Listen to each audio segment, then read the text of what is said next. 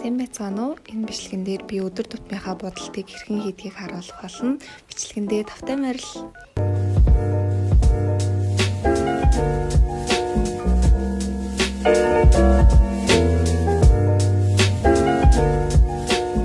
Нүрийг будаж эхлэхээс өмнө уруулан өнгөлчихдөг. Тэгэд хамгийн түрүүнд мистэй цацсан мэдээж хатах хэрэгтэй. Дараа нь серум өдөрхдөг. Харснаа зөөлхөн хүрээ тарааж өгөх хэрэгтэй. Ер нь нүүрэндээ юм түрхэхдээ дандаа доороос дээшээ чиглэлтэй түрхдэг. Дараа нь чигшүүлж тосноосоо маш бага хэмжээтэй түрхэнэ.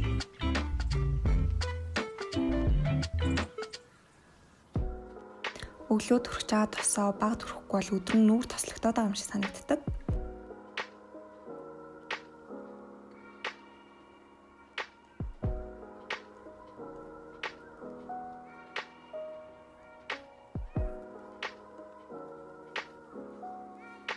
Дараа нь нарны тосоо түрхэн, нарны тосоо сайн түрхэх хэрэгтэй. Нүрээ бодохгүй дөртөө ч гэсэн нарны тос түрхээд арьсаа хамгаалж авах хэрэгтэй шүү.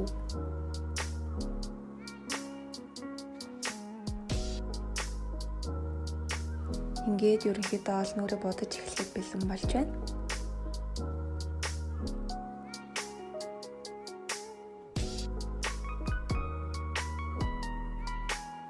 За тэгэхээр бодож эхэлцгээе. Бодолт маань бэйснээс эхэлнэ. Бэйс түрхгүйгээр бол цаашаа бодолтыг хийж болохгүй. Бэйсээ гараараа тарааж аваад порлоноор шингээж болно. Ингээд багсаар тараасан ч болно. Ер нь дэгтүүнүүдээ гараараа тараавал арьс тослогдох гээд байдаг гэдэг юм лээ. Тийм болохоор багсаар тараасан дээр санагдсан. Нүрийнхаа доороос эхлээд дээшээ жигдгэн шингээж байна.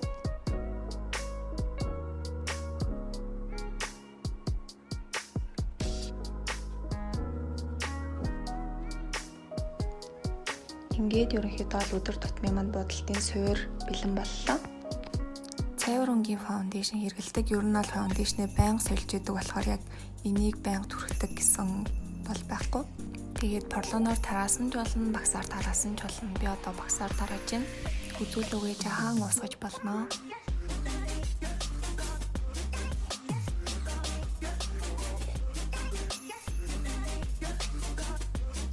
За дараа нь арай шинхэн илүү цайвар өнгийн фаундейшн дахиад тавьж байна. Энэ тавьж байгаа хэсгүүд нь болохоор яг консилер тавьдаг хэсгүүд байгаа шүү. Консилер бодолтонд ашиглахаар бол яг энэ тавьж байгаа хэсгүүдэд тавиад бодоод үзээрэй.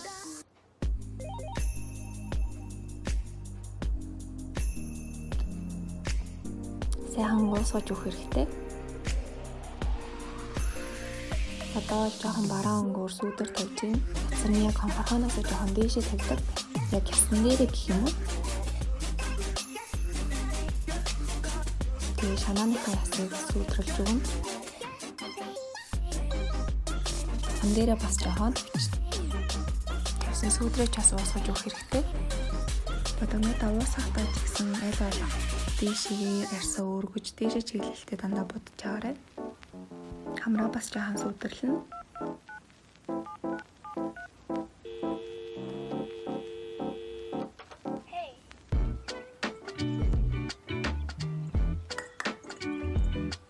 Ингээд арьс чинь ерөнхийдөө чиглэг байгаа болохоор одоо паудраа түрхэх хэрэгтэй. Энийг хэсэгтэй будгаад бүтгэдэг нэлийн зузаан тавьдаг байсан гэхдээ сүүлд бол тэхий болсон. Нэмэгдэн явах тусам арьс илүү чиглэг, өнгөлөг харагдана. Гараараа хүрхэд ингээд арьс тийм амар найдан санагдахгүй тэгээд юм ирж наалтахааргүй л болсон байвал болж байна гэсэн үг.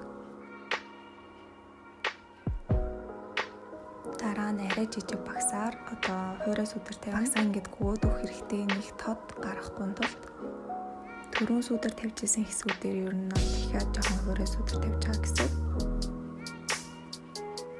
Сүүлийн үед нүр бодолтонд оруулсан юм гэх юм бол гээд хацаныхаа урт хэсэгт нь жоохон сүдэр тавьдаг болчихсон. Ингэж тавихаар арай жоохон игдүүдтэй тэгээд хацар тэмч том биш юм шиг харагддаг. Одоо л хацраа өнгөлж байна. Жоохон яагаад оруулж байгаа маш чүд. Тэнийхээ хамгийн цайварын өнгийг ашиглаж байгаа. Хөмсгөө бодохтаа ийм хавтай багс ашигладаг. Тэгээд бас тэнийхээ ер нь бол өнгийг ашиглаж байгаа гэдгийг зургийг хажуудад тавьчих. Тэгээд артлын хэлбэрийг засчаа дараа нь уртлаа хэлбэрийг засдаг. Энэ шинхүүстэй хэсгүүдээ тод болгож өгдөг. сүүлийг ингээд хүнсний хэлбэрийг дагуулад зурчихдаг. Жохон аргашаанд тодруулаад урт болгоод тэгээд үлдсэн хэсгийнхаа хэлбэрийг засч өгнө. Одоо дээдлийн ол ингээд хэлбэржүүлэх хэрэгтэй. Хөмсгөө тод өнгөөр бодогдоос мууртай ширүүн харагдаад байдаг болохоор айл болох цайвар өнгөөр боддог.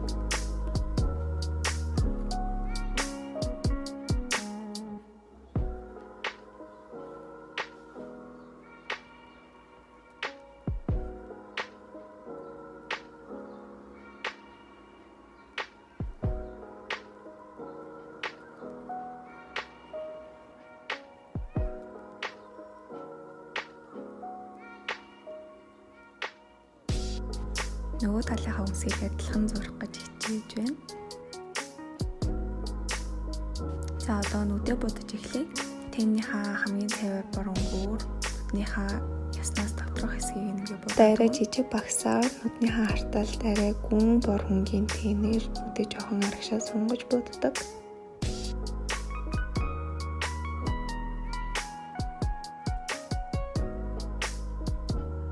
Өөр зүйл гэх юм бол нүдэ будахтаа ингээд жоохон инээж аваад нүднийхээ доор сүүдэр тавих дуртай. Өдрөө зурхтаа бол эхлээд би хар өнгийн тэнээр ингээд зурчдаг. Камераа сүүдрээ тавихад айл болохол нэрийнхэн зурх гэж хичээх хэрэгтэй. Камерынхаа уртлыг жоохон яганаар өнгөлчдөг. Арим жижигэн багсаар хайлайтаа тавьж байна. Нүднийхээ давхрааны дотор талыг жоохон цайвар саатан өнгөөр будчихдаг. Нүднийхээ урд хэсгийг ч бас цагаан саатан өнгөөр буддаг. Тоол хацарныхаа хайлайтыг тавьж байна. Хайлайтаа хацсан дээрээ хөмсөөнийхөө доотлол тэгээд хооныхаа үзүүр дээр тавьбал зүгээр. Тэнээр будчихсан хэсгээ одоо тодруулаад контур зурж байна. Уруулаа бодохдоо л өөрийнхөө уруулны өнгөтэй адилхан хүрээлэгчээр эсвэл цайвар бор өнгийн хүрээлэгчээр хүрээлвэл зүгээр. Тэгээ хүсвэл уруулаа дотор талаас нь жоохон уусгаж бодно. Сайн уусгах хэрэгтэй. Хамгийн сүүлд нь гэвэл уруулаа өнгөлдөг. Ер нь хийх үед жирийн үед уруулаа нэг будалгүй зүгээр л өнгөлөх өөр өнгөлчих дуртай. За ингээд будалд маань дуслаа. Бичлэгтэй минь хамт байсан баярлалаа.